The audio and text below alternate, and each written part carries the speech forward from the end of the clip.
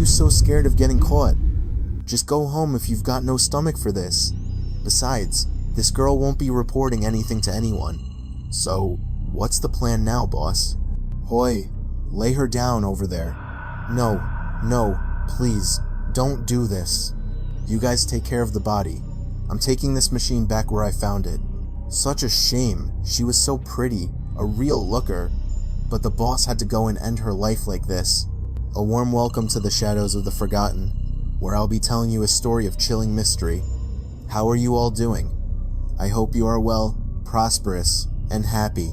Today, I'll share a tale titled Clara Mae, the story of a small-town sweetheart whose innocence was shattered by a group of local thugs, her body violated with a tire iron. This story was inspired by an idea from Naya Nerfa's Raya.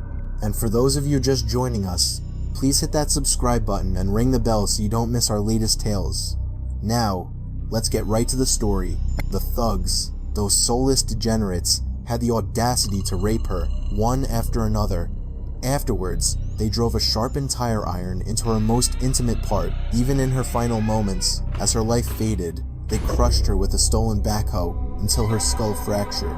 This is the story of the tragic death of Clara Mae, the beloved belle of Harmony Creek. That abandoned auto body shop on the edge of town was their kingdom, a derelict place where they gathered to rot. The sharp, predatory gaze of Shane never left Clara Mae. He was the self-proclaimed leader of this pack of misfits, and he had coveted her for a long time. But unfortunately for him, the beautiful small-town sweetheart had chosen his younger brother, Cody. They were even set to be married in 7 days. Shane would often burn with jealousy when Cody brought Clara Mae home to meet their parents.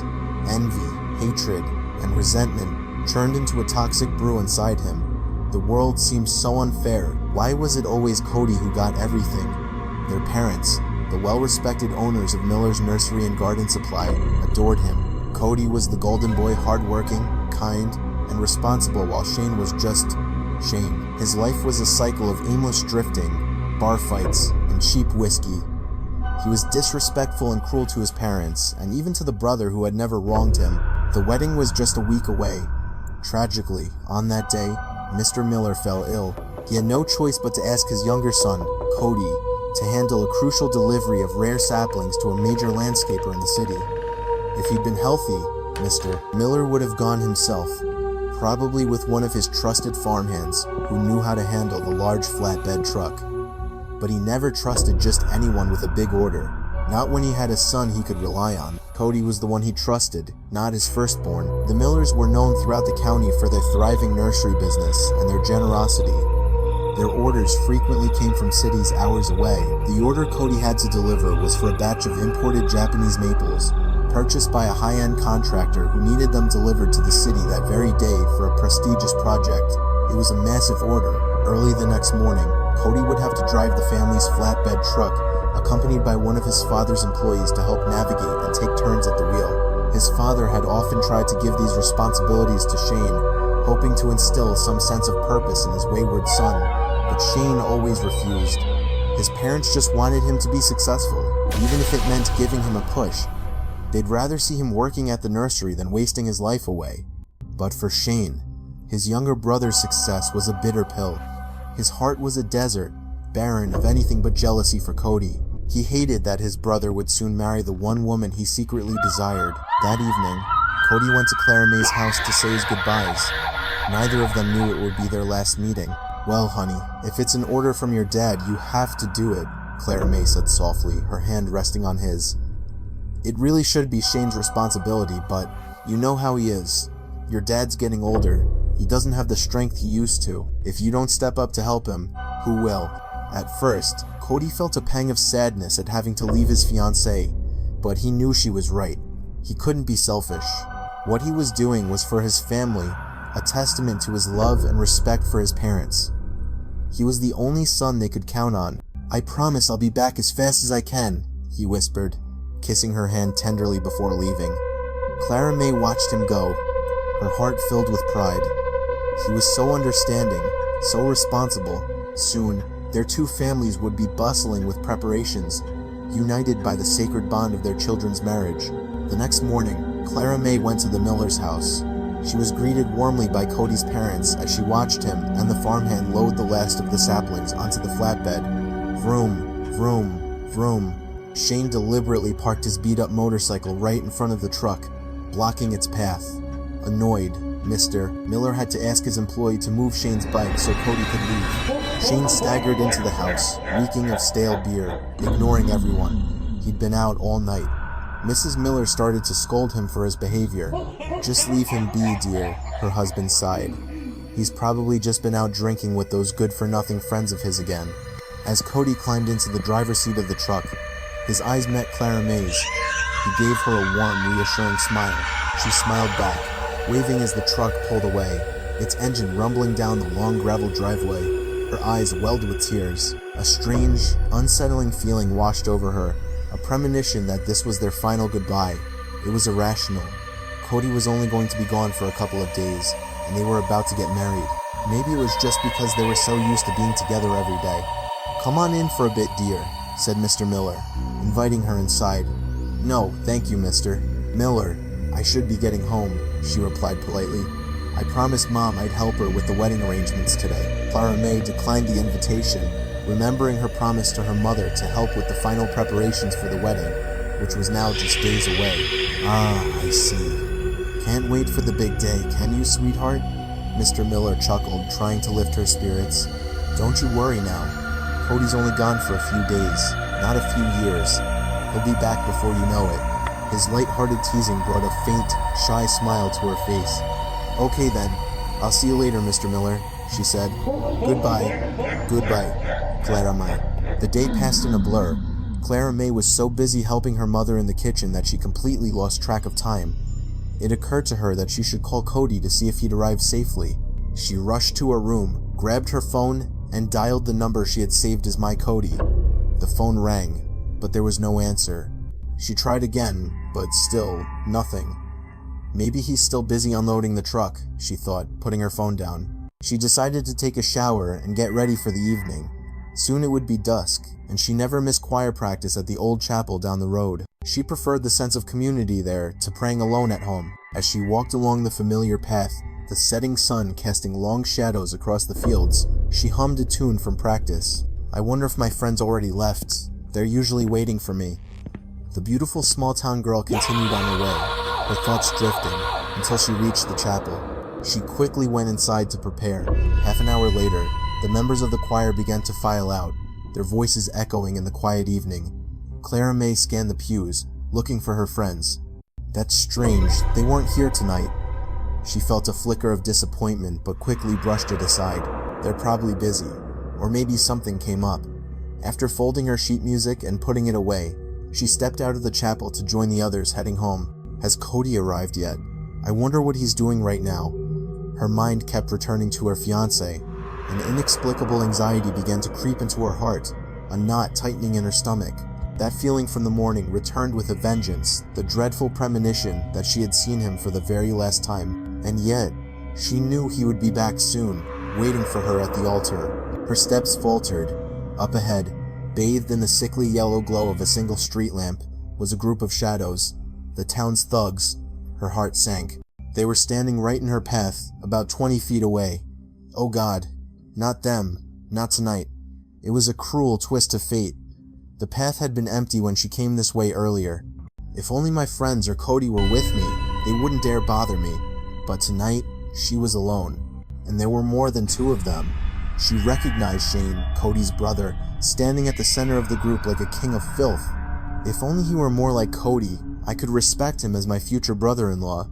But a man like that, he'll never change. She decided her best course of action was to turn back. I'll just wait at the chapel until they leave.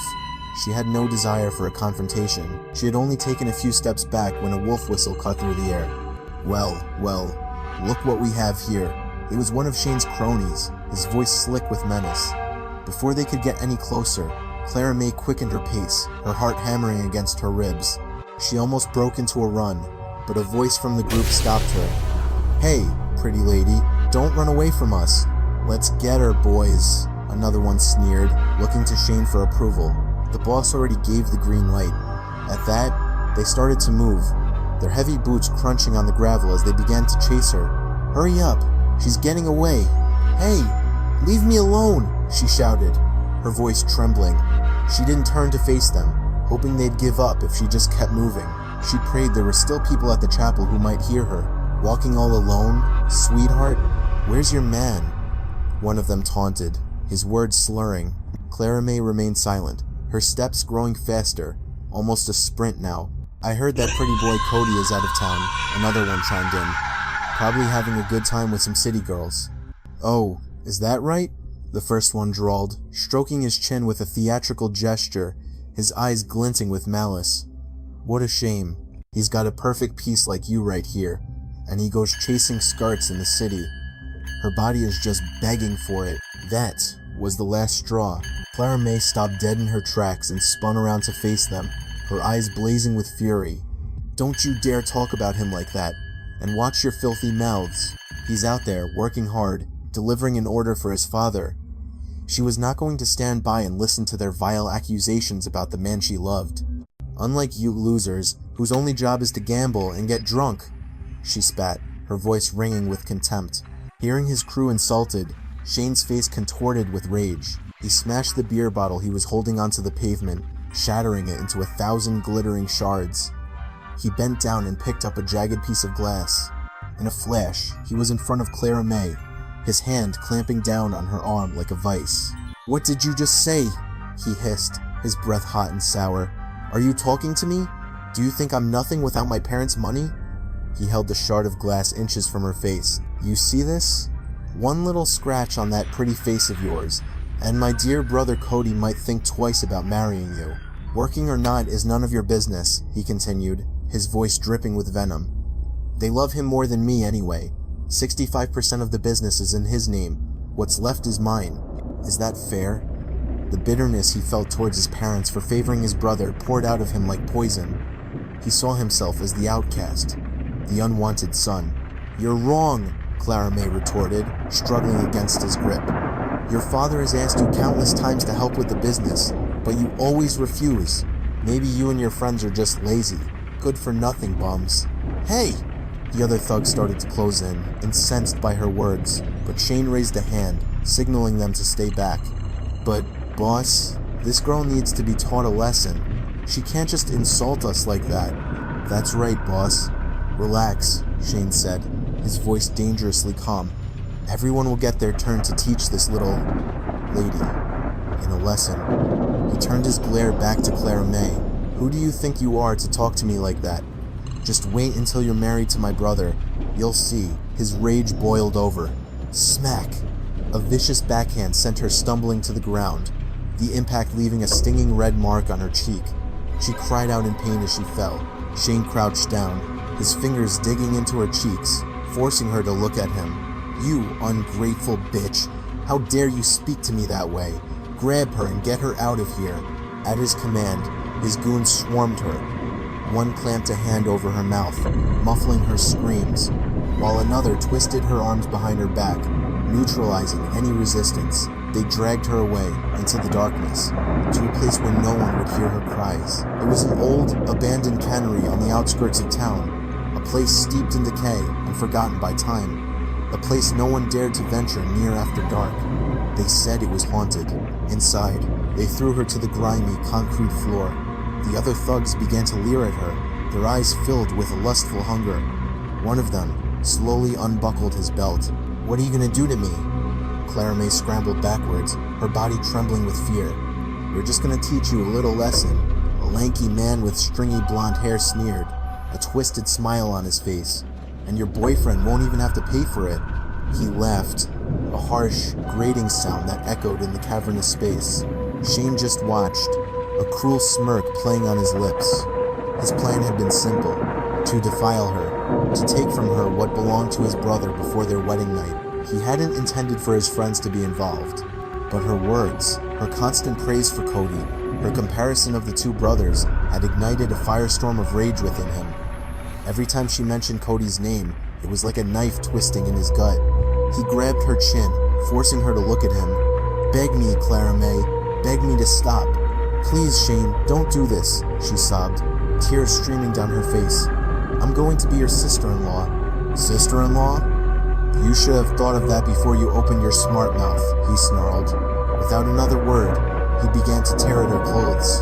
The other thugs laughed, a chorus of demonic glee, as she fought to cover herself. Soon, the last of her clothes were ripped away, exposing her body to their predatory gazes. Her beautiful, flawless skin seemed to glow in the dim light. Shane's eyes were like those of a rabid animal.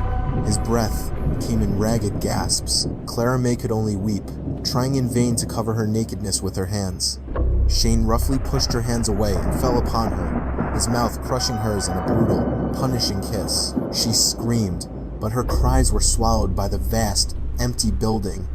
The pain was excruciating, a searing agony that tore through her body and soul. When he was finished, he gave a nod to his friends. She's all yours. One by one, they took their turns, violating her, treating her body like a piece of meat. The crimson stain of her virginity spread across the cold, dirty floor. Clara Mae's sobs turned into guttural cries of agony as she realized that the purity she had cherished her whole life had been stolen by the very man who was to become her brother. And now, she was being passed around among his degenerate friends. The cruelty of it was unbearable. They had raped her, again and again, their grunts and laughter drowning out her whimpers of pain. All they cared about was their own twisted pleasure. They were worse than animals, worse than demons. "You're a monster, Shane. A devil," she gasped, her voice raw with pain and despair. He just looked down at her, a contemptuous sneer on his face. He calmly began to put his clothes back on, indifferent to her suffering. "If Cody ever finds out about this," she choked out, her voice barely a whisper. The mention of his brother's name sent another jolt of fury through Shane. He stormed back over to her, where one of his friends was still on top of her. "Cody, Cody, Cody, you really do love him, don't you? Isn't there any other name you can say? I'm sick of hearing it," he roared, grabbing her face again. "At least Cody's a man who knows how to respect a woman. Not like you filthy dog." A flicker of defiance still burned in her eyes, even through the pain and humiliation. "You think he'll save you? You think I'm going to let you live after this?" he sneered. "Don't be so naive, you arrogant bitch." Shane's last shred of control snapped.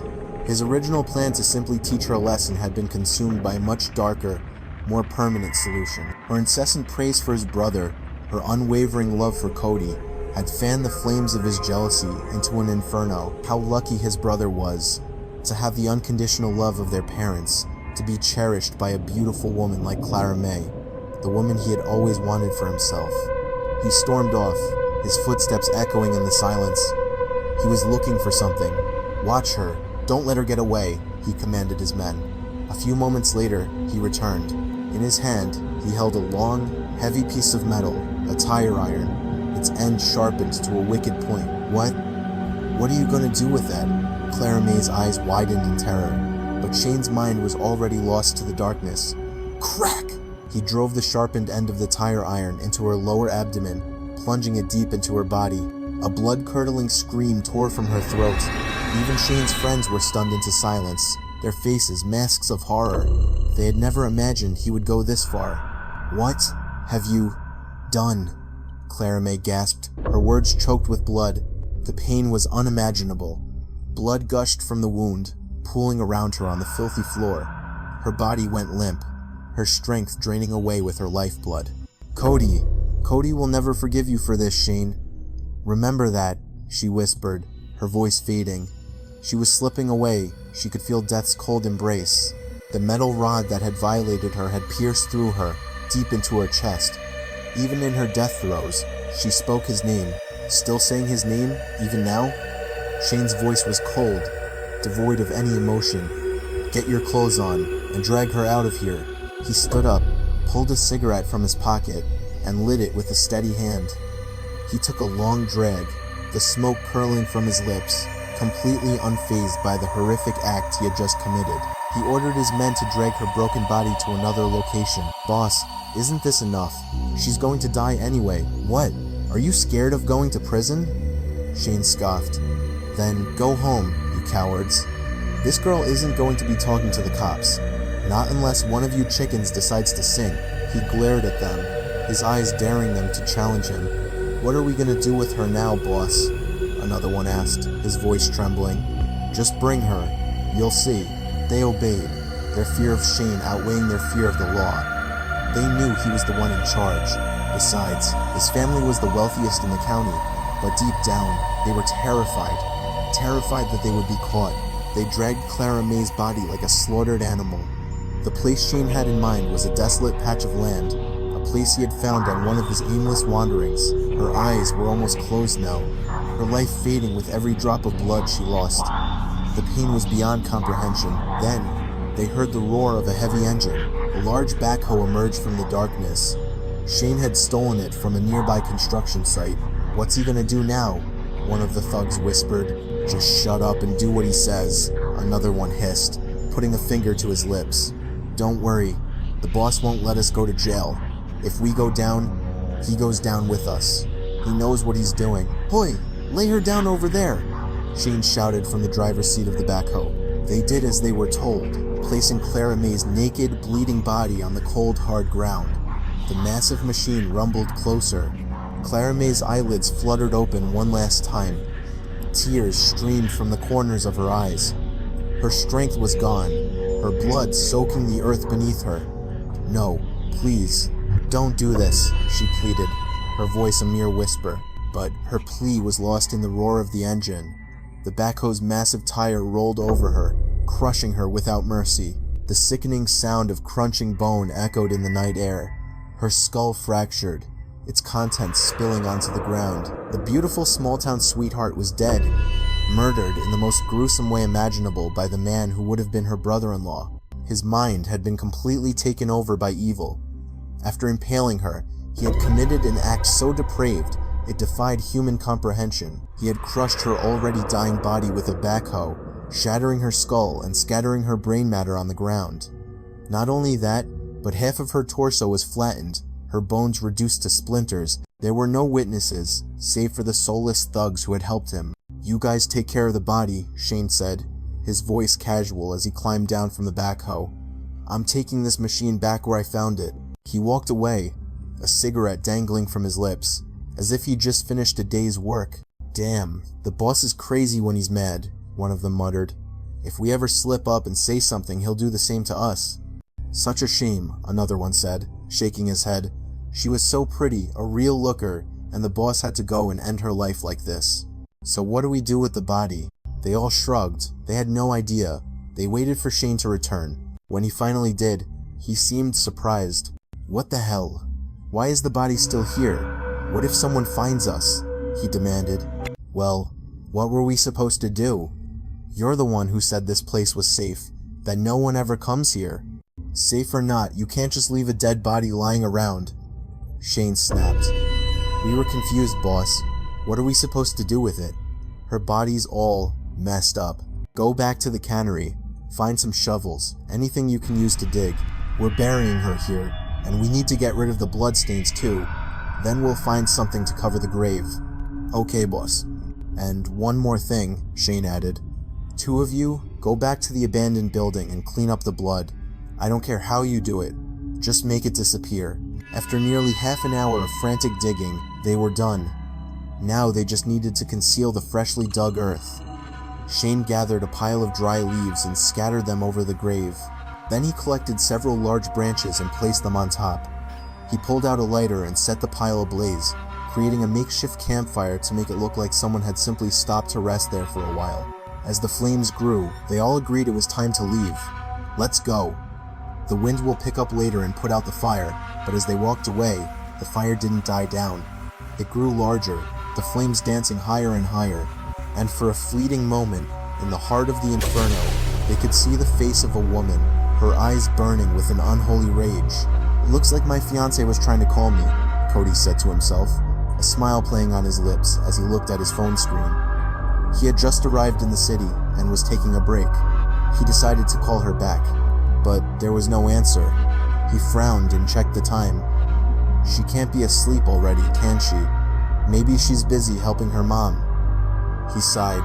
God, I can't wait to marry her. Hey, we should get some rest, said the farmhand who had come with him. We probably won't be home until tomorrow evening. Cody nodded. They decided to pull over at a rest stop. The farmhand went to get some coffee, but Cody stayed in the truck, choosing to sleep there. "You want some coffee, Cody?" "No thanks, I'm just going to sleep." He scrolled through his phone until he found a picture of Clara Mae. "I just left this morning, and I already miss you so much," he whispered, kissing the screen. Soon after, he drifted off to sleep. That night, Shane couldn't sleep. Usually, after a night of heavy drinking, he would pass out instantly. But tonight, even after 2 bottles of whiskey, his eyes remained wide open. A strange restlessness gripped him, a feeling of unease that settled deep in his gut. Knock, knock, knock. Someone was at his bedroom door. He glanced at the clock on the wall. 2 in the morning. It must be Mom, he thought. He didn't answer. He knew she would just give him a lecture. He pulled the covers over his head and tried to force himself to sleep. Finally, as the first call to prayer for dawn echoed in the distance, he drifted off into a troubled slumber, his loud snores filling the room. He woke up at 9, his head throbbing. He stumbled into the kitchen, looking for something to eat. His mother was there, washing dishes. "Mom, why were you knocking on my door last night?" he mumbled, stuffing a pastry into his mouth. "Sorry I didn't open it. I was really tired." His mother turned to him, a confused look on her face. "Are you still drunk, Shane? Why would I be at your door in the middle of the night? You know I'm fast asleep by then." Shane choked on his food. Then who was it? Without showering or saying another word, he grabbed his keys and left the house. His first stop was the abandoned auto body shop, their usual hangout spot, but it was empty. Where is everyone? They're usually playing cards by now. He decided to go to one of his friends' houses, a guy named Jax. "Jax!" he shouted from the front yard. No answer. He got off his bike and knocked on the door. Still nothing. The front door was slightly ajar. Pushing it open, he stepped inside. The place was a wreck, like a tornado had torn through it. Jax lived alone since his parents died, so this level of chaos was alarming. Did he bring a girl home? Shane wondered. He cautiously made his way further into the house. He found Jax in the kitchen, muttering to himself, his back to the door. He seemed to be in a trance, his eyes wide with terror. He didn't even notice Shane was there. Get out of here," Jax suddenly screamed, whirling around and shoving Shane away. "Jax, calm down. It's me, Shane." Jax's eyes darted past Shane as if he saw something standing behind him. He grabbed Shane, pulling him into a desperate hug. "You have to get out of here," he whispered frantically in Shane's ear. "If you want to live, run." Before Shane could react, Jax grabbed a kitchen knife from the counter. He plunged it into his own stomach, then used his other hand to shove Shane away with surprising force. Shane fell backward, stunned, as blood sprayed across the floor. "Jax!" His friend collapsed, a pool of blood spreading around him. Shane scrambled to his feet, his mind reeling. He didn't know what to do. He was scared the neighbors would see him and think he was the killer. After all, he was the only one there. "I'm sorry, Jax. I'm so sorry," he stammered, backing away. "I have to go." He fled the house, leaving his friend's body on the cold, hard floor. As he ran, he heard the faint sound of a woman's laughter, a chilling, triumphant sound that seemed to celebrate Jax's death. Shane drove home in a panic, so reckless that he almost hit several pedestrians. They just shook their heads, assuming he was drunk again. That boy, such a shame, his poor father. When he got home, he saw Clara Mae's mother talking to his own mother on the porch. Oh crap. He tried to turn back, but his mother spotted him. "Shane, wait! Come here a minute." He had no choice but to walk over, pushing his bike. "Yes, Mom?" he said, avoiding eye contact. "Did you see Clara Mae?" her mother asked, her voice laced with worry. "She told me she was going to choir practice, but she never came home last night." Shane felt a cold dread wash over him. "No, I haven't seen her." He quickly excused himself and went inside. "I'm sorry," his mother said to Clara Mae's mother. "Maybe Shane really doesn't know. I'm sure when Cody gets back, he'll help look for her. Maybe she's just staying at a friend's house. Be patient, dear." She gently patted the woman's back. "I hope so," she replied, her voice trembling. "Thank you. Please, when Cody gets back, tell him to call her. Her phone has been off since last night." With a heavy heart, she went home, her mind consumed with worry for her missing daughter. Ever since Jax's death, Shane had been on edge. He was convinced that his friend's suicide was somehow connected to Clara Mae's murder. Inna lillahi wa inna ilayhi raji'un. Cody was finally home. Shortly after his arrival, news of another death spread through the town. The name announced over the local radio was Jax, one of Shane's friends. As soon as he heard the news, Shane rushed out of the house to go to Jax's place, pretending to be a grieving friend. He was a witness to the death, but he couldn't tell anyone what really happened. He was afraid they would suspect him. When he arrived, he saw 2 police cars parked outside. He hesitated, not sure if he should go in. An officer was telling people to stay back. Forensic investigators in white suits were examining the body. Through the open door, Shane could see the knife still protruding from Jax's stomach.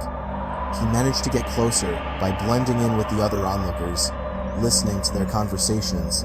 He overheard one of the investigators say that based on the evidence, it was a suicide. Relieved, Shane slipped into the house to offer his condolences to Jax's relatives, who had just arrived. While everyone was distracted, he overheard a group of women gossiping. "I heard he was with that no-good Gus last night. Maybe he knows something." Shane immediately left. He didn't want to be questioned. A few minutes later, a truck pulled into the Miller's driveway. It was Cody. His parents rushed out to greet him. "Cody, you're back so soon," his father said, surprised.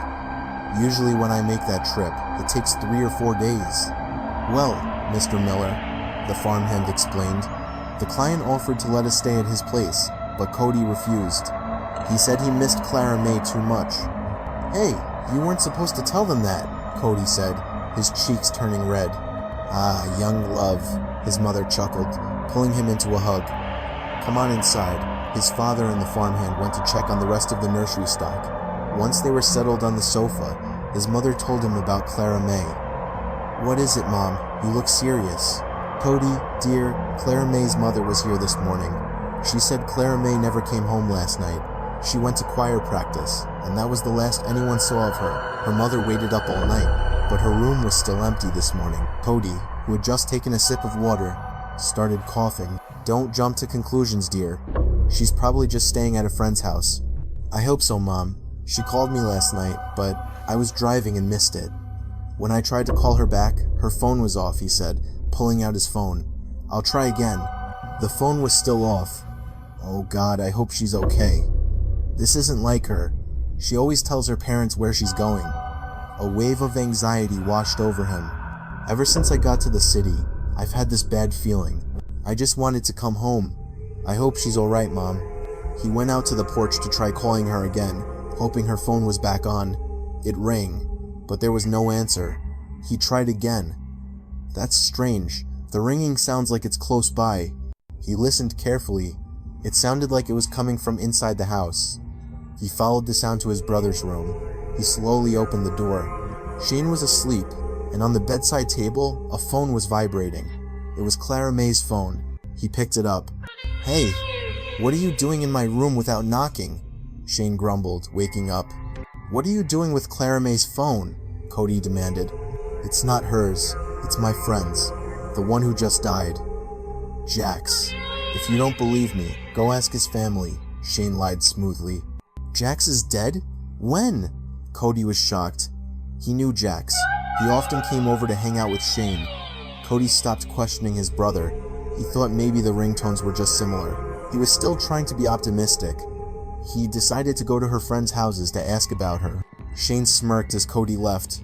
He had managed to switch Clara Mae's SIM card into an old phone, but he forgot to change the ringtone. "Stupid girl," he muttered. Just then, the family portrait on his wall fell to the ground, the glass shattering. He jumped, startled, but then dismissed it as a gust of wind.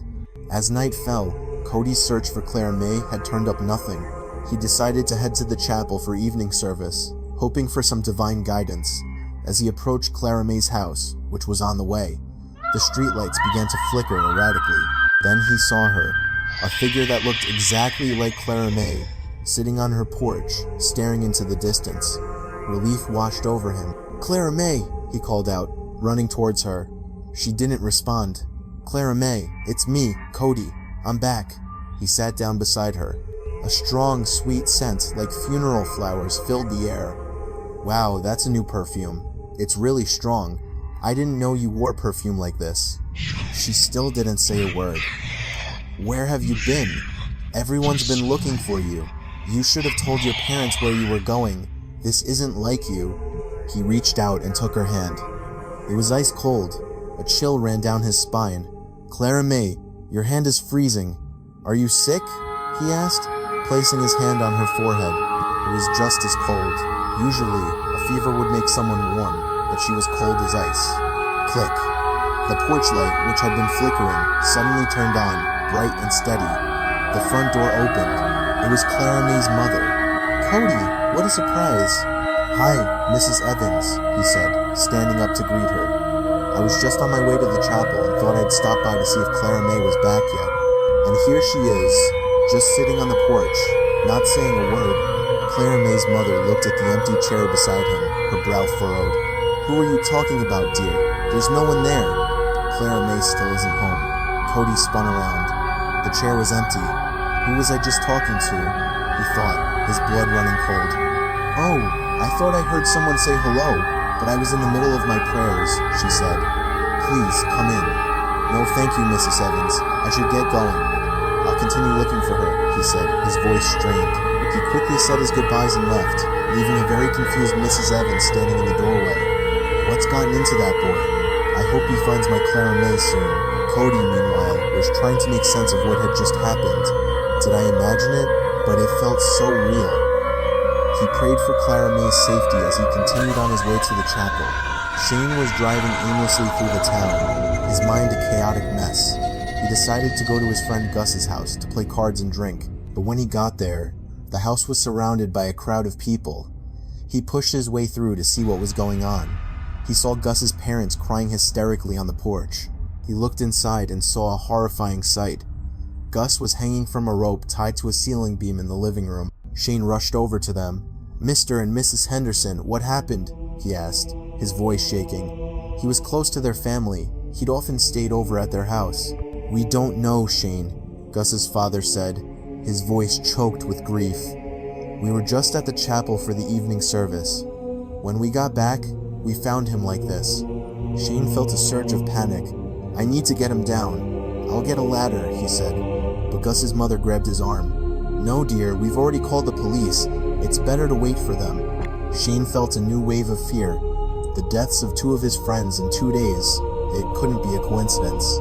It had to be connected to Clara Mae. He heard the faint sound of a woman's laughter. He spun around, but no one else seemed to have heard it. The sound was coming from right behind him. He could almost feel a cold breath on his neck. He started to tremble. He had to get out of there.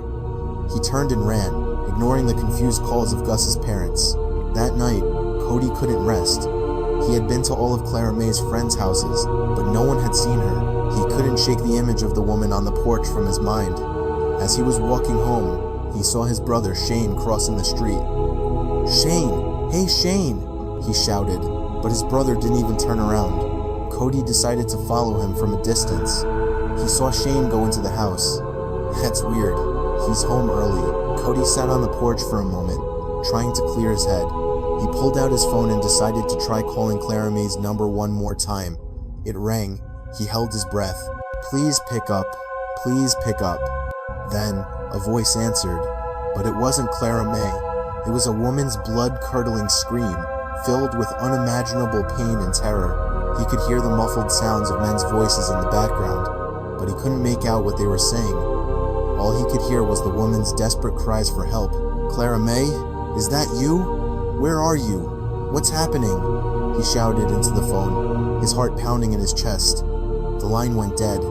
He was frantic. He had to find her. He ran to the garage to get Shane's motorcycle. "Cody, where are you going?" "It's late," his father said, coming out of the house. "I have to find her, Dad." "It can wait until tomorrow, son. You haven't rested at all. Get some sleep. Maybe she'll be home in the morning." Cody reluctantly agreed. Just then, they heard the news of another death announced from the chapel's loudspeaker.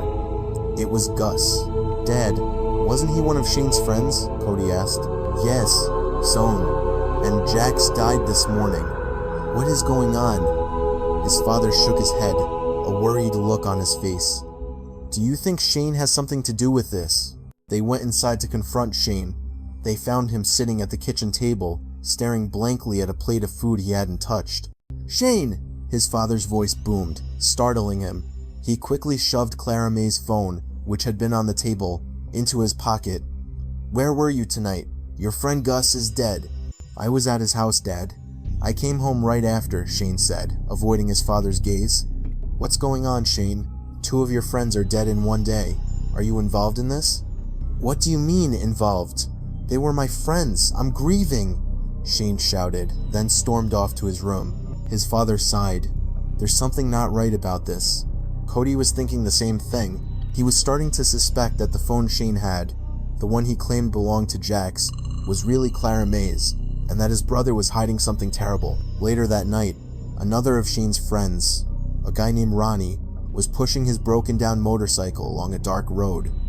He was heading for the railroad tracks, a shortcut out of town. The crossing had no gates or warning lights. "Hey, Ronnie!" a voice called out. It was Shane. "Where are you going?" "I'm getting out of here, boss," Ronnie said, his eyes wide with fear. "Getting out of where?" "Away from here." "Boss, didn't you hear about Jax and Gus? That girl's ghost. It's coming for us." "What are you talking about?" Shane asked, although he knew exactly what Ronnie meant. "She's been terrorizing me, boss. I haven't slept in 2 days. I'm scared I'm going to die like them. I'm not ready to die." Ronnie started pushing his bike again, his movements frantic. Just as he stepped onto the tracks, the deafening sound of a train horn filled the air. A freight train, moving at high speed, appeared out of the darkness. It slammed into Ronnie and his motorcycle, mangling them both into an unrecognizable mess of twisted metal and torn flesh. People came running from all directions. Shane stood there, frozen in shock, his body trembling. "Ronnie," he whispered. He. "Now it's your turn, Shane." The woman's voice was back, closer than ever. He jumped on his bike and sped away, leaving the gruesome scene behind him. He glanced at his watch. It was just after 9. As he looked down, he didn't see the massive backhoe that had pulled out into the road in front of him. Crash! The 2 vehicles collided. Shane was thrown from his bike, his head hitting the pavement with a sickening thud. Moments later, Cody and his parents, along with Clara Mae's parents, arrived at the scene. Cody was holding a phone, Clara Mae's phone. He had taken it from Shane's room while he was out. He pressed play on a recording he had found. A woman's scream filled the air, followed by a heated argument between her and Shane. And then, at the end, Clara Mae's voice, weak and broken, whispering Cody's name one last time. "What is this, Shane? What is this?"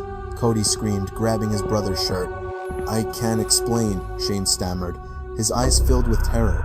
His whole world was crashing down around him. "Explain what? That this is Clara Mae's blood on her phone? The phone you stole from her?" Cody's voice was filled with a grief and rage so profound it was terrifying. "Tell me what you did to her, Shane. Tell me!" He began to punch his brother, again and again, until Shane finally broke. "Stop!